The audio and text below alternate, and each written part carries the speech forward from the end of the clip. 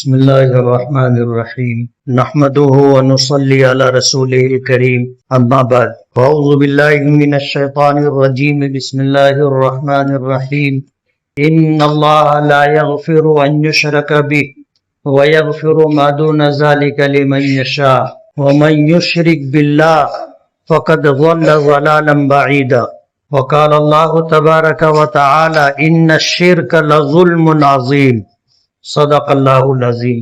بزرگان محترم اور عزیز دوستو، ہم اہل ایمان کے یہاں عقیدہ توحید بنیاد اور اساس ہے، یعنی کسی شخص کے مومن ہونے کے لیے یہ لازمی اور ضروری ہے کہ وہ عقیدہ توحید کو دل سے مانتا ہو، اللہ تعالیٰ کی ذات میں، اللہ تعالیٰ کی صفات میں، اللہ تعالیٰ کے افعال و آثار میں کسی چیز کی شرک کہلاتا ہے۔ نہ اللہ کی ذات میں کوئی شریک ہے، نہ اللہ کی صفات میں کوئی شریک۔ اللہ تعالیٰ وحدہ لا شریک لہ ہے۔ اسلام کا بنیادی عقیدہ لا الہ الا اللہ محمد الرسول اللہ، حصر کے ساتھ کہ کوئی بھی الہ نہیں ہے، کوئی بھی خدا نہیں ہے الا اللہ، سوائے اللہ کے۔ تو یہ توحید کا عقیدہ اسلام میں اساس ہے، بنیاد ہے، اس کو مانے بغیر کوئی ایمان والا نہیں ہو سکتا۔ پیچھے بھی یہ بات وضاحت سے کہی جا چکی کہ اللہ تعالیٰ اپنی الوہیت میں یعنی خدا ہونے میں، اپنی ربوبیت میں یعنی پوری کائنات کی تمام تر ضرورتیں پوری کرنے میں، اپنی عبودیت میں یعنی عبادت کے لائق تنے تنہا وہ ہے۔ تو الوہیت، ربوبیت اور عبودیت یہ اللہ رب العالمین کا حق ہے، اور اس میں شرکت کسی کی بھی یہ شرک کہلاتا۔ توحید کے عقیدے میں ذرا سا بھی شک شبہ ایمان کو ختم کر دیتا ہے۔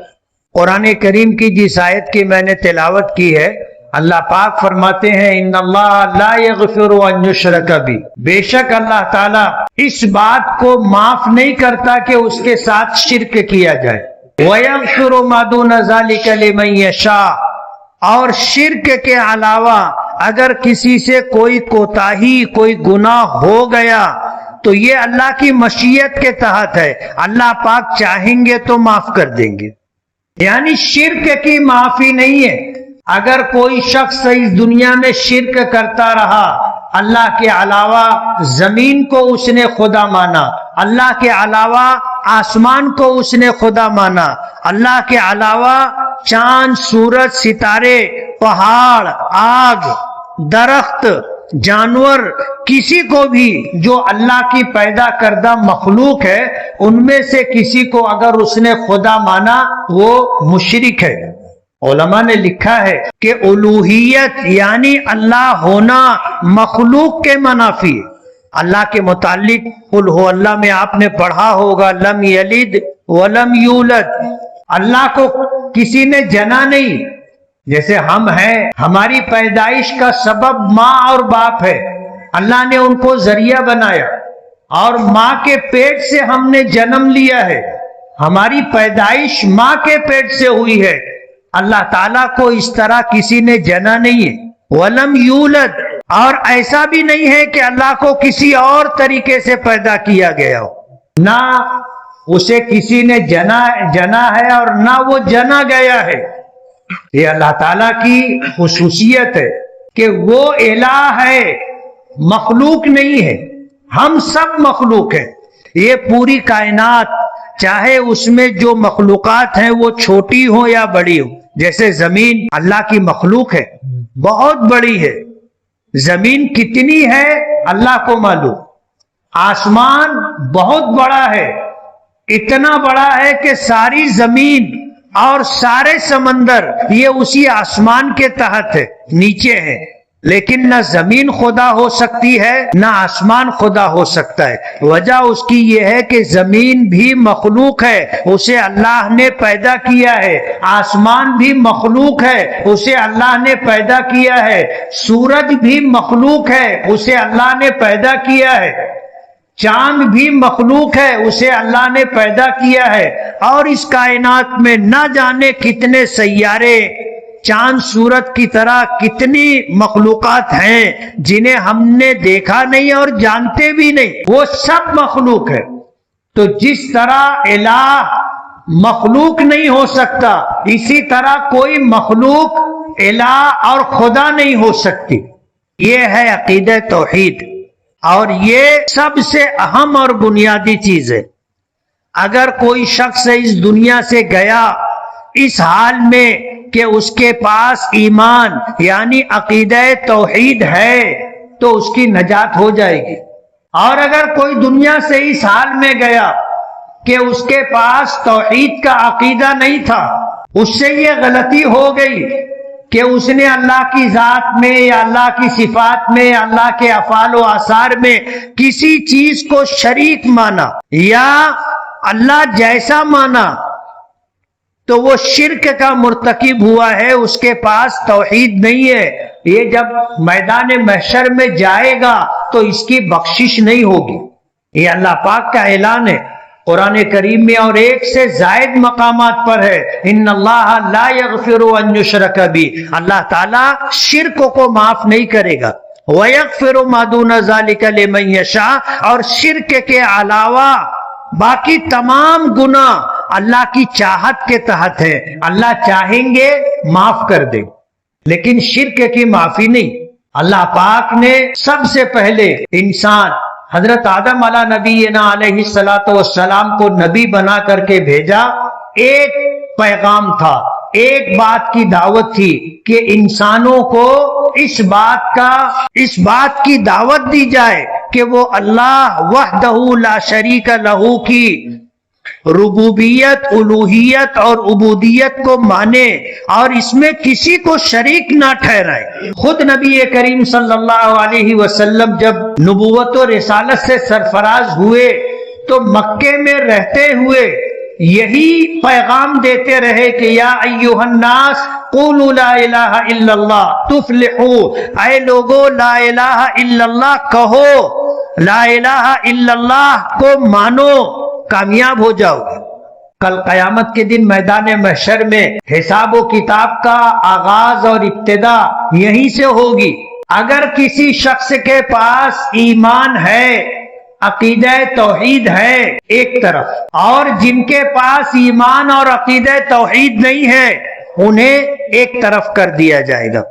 سورہ یاسین میں اللہ پاک نے فرمایا وَامْتَازُوا الْيَوْمَ أَيُّهَا الْمُجْرِمُونَ، علماء نے لکھا ہے کہ وَامْتَازُوا الْيَوْمَ أَيُّهَا الْمُجْرِمُونَ میں مجرمون سے مراد مشرکین ہیں، جنہوں نے اللہ کے ساتھ اس کی ذات و صفات، افعال و آثار میں کسی چیز کو اگر شریک مانا ہے، میدان محشر میں ان کو عقیدہ توحید رکھنے والوں سے الگ کر دیا جائے گا، اور جنہوں نے شرک یا کفر کیا ہوگا ان کا حساب کتاب نہیں ہوگا، وہ بغیر حساب کتاب کے جہنم میں جائیں گے، ان کا کوئی حساب و کتاب نہیں۔ اگر انہوں نے اس دنیا میں کوئی بھلا کام کیا ہوگا تو اس کا صلہ اور بدلہ ان کو دنیا ہی میں دے دیا جائے گا، آخرت میں ان کے لیے کسی بھلائی کا کوئی بدلہ نہیں ہے۔ اگر وہ شرک اور کفر کے ساتھ اس دنیا سے گئے تو بغیر حساب و کتاب انہیں جہنم میں بھیج دیا جائے گا۔ حساب و کتاب ان لوگوں کے لیے ہے جن کے پاس ایمان ہے، جن کے پاس عقیدہ توحید ہے، ان کا حساب و کتاب ہوگا، اور ان اہل ایمان اور عقیدہ توحید رکھنے والوں میں ایک بڑی جماعت ایسی ہوگی جنہیں اللہ اپنے فضل سے بغیر حساب و کتاب جنت میں بھیجے گا۔ ایک بڑی تعداد ایسی ہوگی جن کا حساب نہیں ہوگا، اور حساب نہ ہونے سے مفہوم یہ ہے، اس کا مطلب یہ ہے کہ اللہ کی بارگاہ میں پیشی ہوگی، ان کے نامے اعمال لائے جائیں گے، کھولے نہیں جائیں گے، اللہ کی بارگاہ میں پیش کیے جائیں گے اور پھر اسے ہٹا لیا جائے گا، اور ان کے لیے بغیر حساب و کتاب جنت میں جانے کا فیصلہ ہو جائے گا۔ اب جو اہل ایمان بچیں گے، جو بغیر حساب و کتاب جنت میں نہیں جا سکے، ان کا حساب و کتاب ہوگا، ان کی نیکی دیکھی جائے گی، ان کے گناہ اور نافرمانیاں دیکھی جائے گی اور اسے تولا جائے گا۔ نیکی کا پلڑا جھک جائے تو اسے جنت میں بھیج دیا جائے گا، اور اگر گناہوں کا پلڑا جھک گیا تو پھر اللہ کی مشیت پر ہے، اللہ پاک چاہے تو معاف کر کے جنت میں بھیج دے اور چاہے تو گناہوں کے بقدر اسے سزا کے لیے جہنم میں ڈال دیا جائے۔ لیکن اس کے پاس ایمان تھا، عقیدہ توحید ہے، تو جو گناہ اس نے کیے ہیں اس کی سزا بھگت لینے کے بعد انہیں جہنم سے نکال کر کے جنت میں ڈال دیا جائے گا۔ لیکن جس کے پاس توحید نہیں ہے، ایمان نہیں ہے، وہ ہمیشہ جہنم میں رہے گا، کبھی جہنم سے نکالا نہیں جائے گا۔ اس لیے اس میں کوئی کمپرمائز نہیں، عقیدہ توحید کے بارے میں کوئی مفاہمت اور کوئی مصالحت نہیں۔ ہم بمبانگ دوحل کہتے ہیں لا الہ الا اللہ محمد الرسول اللہ، ہم اپنے عقیدے کا اظہار کرتے ہیں اور گواہی دیتے ہیں اشہد ان لا الہ الا اللہ واشہد ان محمدا عبدہ ورسولہ، یہ ہمارا عقیدہ ہے اور یہ ہماری گواہی ہے۔ ہم اشہد ان لا الہ الا اللہ اس لیے کہتے ہیں کہ اللہ تو سن ہی رہا ہے، اللہ کی مخلوق بھی سن کر کے گواہ ہو جائے کہ اللہ تعالیٰ کی وحدانیت کا عقیدہ رکھتا ہے اور اس بات کی گواہی دے رہا ہے کہ اللہ کے سوا کوئی معبود نہیں۔ اس بات کی فکر ہونی چاہیے کہ ہمارا عقیدہ توحید متاثر نہ ہو، اس میں ذرا بھی شک شبہ نہ پیدا ہو، دل کے یقین کے ساتھ اس عقیدے کا نام ایمان ہے۔ کتنے پکے ہیں آپ کے بارے میں یا آپ میرے بارے میں فیصلہ نہیں کر سکتے۔ رب کیا دل میں کیا ہے اللہ کے سوا کوئی نہیں جانتا، اس لیے ہم کسی کے دل میں ایمان ہے نہیں ہے اس کا فیصلہ نہیں کر سکتے۔ ہم تو دیکھیں گے وہ کہتا کیا ہے، جب وہ یہ کہے اشہد ان لا الہ الا اللہ واشہد ان محمدا عبدہ ورسولہ، ہم گواہی دیں گے اس کے بارے میں کہ اس نے اللہ تعالیٰ کی الوہیت اور نبی کریم صلی اللہ علیہ وسلم کے رسالت کی گواہی دی ہے، ہم نے اپنے کانوں سے سنا ہے۔ دیکھیں ہم نے جو سنا ہمارا بنیادی عقیدہ ہے، اور کل میدان محشر میں اسی پر فیصلہ ہوگا۔ جس کے پاس ایمان عقیدہ توحید ہے اسے ایک طرف کر دیا جائے گا، جس کے پاس نہیں ہے اسے الگ کر دیا جائے گا، اور جن کے پاس ایمان نہیں ہے بغیر حساب و کتاب جہنم میں جائیں گے اور ہمیشہ ہمیشہ جہنم میں رہیں گے۔ حساب و کتاب دین کے بارے میں لا اکراہ، کوئی جبر، کوئی دباؤ، کوئی پریشر، کوئی زبردستی نہیں، یہ ہر شخص کا ذاتی مسئلہ ہے۔ لیکن حیرت ہوتی ہے کہ آج ہندوستان میں ہم سے ہمارا عقیدہ توحید چھیننے کی لوک سبھا میں اور راجیہ سبھا میں وندے ماترم کا بل لا کر کے اسے منظور کیا گیا۔ جمعیت علماء ہند اور مسلم پرسنل لا بورڈ نے اسے قبول نہیں کیا، سپریم کورٹ میں اسے چیلنج کیا کہ یہ اس ملک کے سنویدھان اور اس کے قانون کے خلاف ہے۔ اس ملک میں بنیادی قانون یہ ہے کہ اس ملک میں رہنے والے ہر شہری کو اپنے مذہب کے تئیں آزادی ہے، وہ جس مذہب کے مطابق چاہے اپنی زندگی گزار سکتا ہے، اس پر کوئی زور زبردستی نہیں ہوگی۔ یہ سنویدھان کا، ملک کے قانون کا دیا ہوا حق ہے جو ہمارے پاس ہے، اور آج فرقہ پرست طاقتیں، اسلام دشمن طاقتیں، مسلم دشمن طاقتیں اس کے خلاف قانون بنا رہی ہے۔ وندے ماترم کا قانون پاس ہوا ہے، اس میں ہندوستان کی زمین کو خدا مانا گیا ہے کہ یہ بھارت کی زمین جو ہے یہ خدا ہے۔ ظاہر بات ہے ہم اللہ کے علاوہ کسی کو خدا نہیں مانتے، زمین تو آسمان کے مقابلے میں چھوٹی ہے، ہم آسمان کو بھی خدا نہیں مانتے۔ اس آسمان میں سورج کو ہم دیکھتے ہیں، آسمان کے مقابلے میں بہت چھوٹا ہے، ہم اس کو بھی خدا نہیں مانتے، جبکہ وہ پوری کائنات کو روشن کرتا ہے۔ ہم چاند کو بھی خدا نہیں مانتے۔ کسی کی عزت کرنا، کسی کا احترام کرنا، یہ اس کو خدائی کا مقام دینا نہیں ہے۔ خدائی صرف اللہ کے لیے، لا الہ الا اللہ محمد الرسول اللہ، یہ ہمارا عقیدہ ہے۔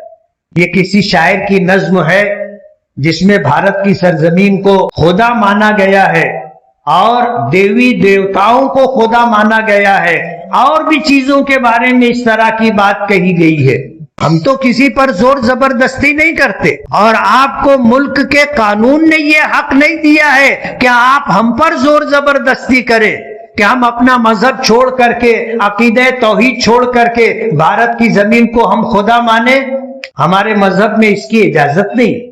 اب اگر کوئی ہندوستانی جو مسلمان نہیں ہے یہاں سے چلا جائے اور کسی دوسرے ملک میں جا کر کے وہاں کی شہریت، نیشنلٹی لے، تو کیا وہاں کی زمین کو وہ خدا مانے گا؟ اور اگر نہیں مانتا ہے تو تمہارے نزدیک اس کی کیا حیثیت ہوگی؟ آپ ہندوستان میں رہنے والے کسی ہندوستانی کو مجبور نہیں کر سکتے کہ وہ ہندوستان کی سرزمین کو اپنا خدا مانے۔ ہم تو خدا صرف اللہ رب العالمین کو مانتے ہیں، اور اسی عقیدے کے ہم قائل ہیں، اور اسی عقیدے پر ہم جینا بھی چاہتے ہیں، مرنا بھی چاہتے ہیں۔ ہماری خواہش ہے کہ ہم توحید کے ساتھ زندگی گزاریں، اور ہماری چاہت ہے کہ ہم اسی عقیدہ توحید پر مریں۔ نبی کریم صلی اللہ علیہ وسلم نے فرمایا، من کانا آخر کلامہ لا الہ الا اللہ دخل الجنہ، جس شخص کا آخری کلام، آخری بات، آخری جذبہ اور عقیدہ لا الہ الا اللہ ہو، وہ جنت میں جائے گا۔ تو ہم اسی عقیدہ توحید کے ساتھ جینا اور اسی عقیدہ توحید کے ساتھ مرنا چاہتے۔ ہم ان لوگوں سے کہنا چاہتے ہیں کہ ملک کے قانون کے مطابق آپ قانون بنائیے، لیکن کسی سے اس کا دین مت چھینیے، کسی سے اس کا عقیدہ مت چھینیے، اور کسی پر زور زبردستی کر کے اس کا دھرم پریورتن مت کروائیے۔ ہر ایک کو آزاد رہنے دیجیے کہ وہ جس عقیدے کے ساتھ اور جس دھرم اور دین کے ساتھ زندگی گزارنا چاہے گزارے۔ اس لیے وندے ماترم کا عقیدہ توحید کے خلاف ہے۔ ہم اللہ کے علاوہ زمین کو، اللہ کے علاوہ آسمان، چاند، سورج، ستارے اور کسی بھی مخلوق کو خدا نہیں مانتے۔ ہم خدا صرف ایک اللہ کو مانتے۔ کوئی ہمارے ساتھ کتنا ہی بڑا احسان کر لے، ہم اس کو نہیں بولتے کہ تو اللہ ہے۔ یہ تمہارا عقیدہ ہے کہ تمہارے ساتھ کوئی بھلا کام کر دے تو بولے یار تم تو بھگوان ہو۔ ہمارا عقیدہ ایک اللہ ہے جو وحدہ لا شریک لہ ہے، جو یکا و تنہا ہے، جس کی ذات میں، جس کی صفات میں کائنات کی کوئی مخلوق شریک نہیں۔ ہم اسی عقیدے کے ساتھ جینا اور اسی عقیدے کے ساتھ مرنا پسند کرتے ہیں۔ یہی ہماری چاہت، یہی ہمارا زندگی کا مقصد ہے، اور ہم انشاءاللہ اسی عقیدے توحید کے ساتھ جئیں گے بھی، مریں گے بھی۔ اللہ تعالی ہمیں اپنا فضل عطا فرمائے اور ہمارے لیے عقیدہ توحید کے مطابق زندگی گزارنا آسان کر دے، اور جو لوگ ہم سے ہمارا عقیدہ توحید چھیننا چاہتے ہیں اللہ تعالیٰ انہیں ناکام، خاسر اور نامراد فرما دے۔ اس کی ہم سب کو فکر کرنی چاہیے۔ آج کی موجودہ سرکار ہندوستان میں رہنے والے تمام لوگوں کو اسی عقیدے پر لانا چاہتی کہ وہ بھارت کی سرزمین کو خدا مانے، تمام دیوی دیوتاؤں کو خدا مانے۔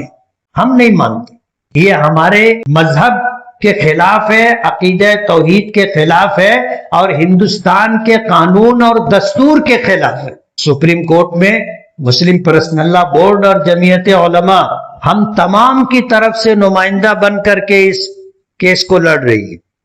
اللہ کامیابی عطا فرمائے۔ وآخر دعوانا ان الحمد للہ رب العالمین۔